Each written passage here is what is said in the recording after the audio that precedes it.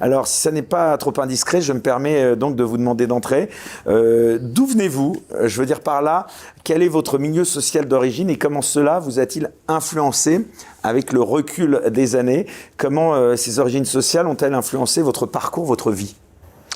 Alors, d'abord, si vous me le permettez, je voudrais faire une petite incidente. C'est que je pense que c'est très utile ce que vous faites là, en posant ce genre de choses. Parce que c'est quoi l'élection présidentielle, en fait?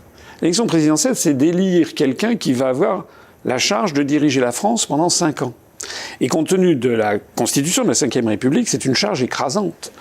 Et donc, malheureusement, on peut le regretter d'ailleurs, je le regrette, et si je suis élu, je remédierai à ça, mais la plupart des contre-pouvoirs en France ont disjoncté.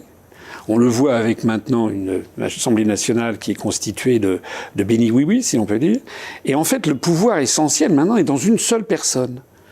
Et les choses sont ainsi faites que les Français, lorsqu'on les interroge pour l'élection présidentielle, on leur demande de choisir un petit peu à la va-vite quelqu'un qui va ensuite diriger la nation pendant 5 ans, et malheureusement, sans qu'il y ait un contre-pouvoir ou une élection intermédiaire, c'est notamment dû à l'adoption du quinquennat et à la conjonction des élections législatives et présidentielles, on a l'impression que pendant 5 ans, les Français ne vont plus pouvoir rien faire d'autre que de subir ce que devrait décider ce monsieur ou cette dame, dont finalement on ne connaît pas grand-chose.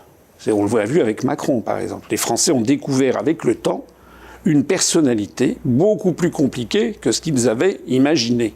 Et je pense que le président de la République actuelle est désormais rejeté par une partie tout à fait considérable de la population avec une violence extraordinaire d'un point de vue psychologique. C'est pour ça que je pense qu'en effet, ça devrait être de salubrité publique qu'il y ait une émission qui dure, je sais pas, 3/4 d'heure, 1 heure, et où on demande aux gens de dire un petit peu qui ils sont. Donc je trouve que c'est bien.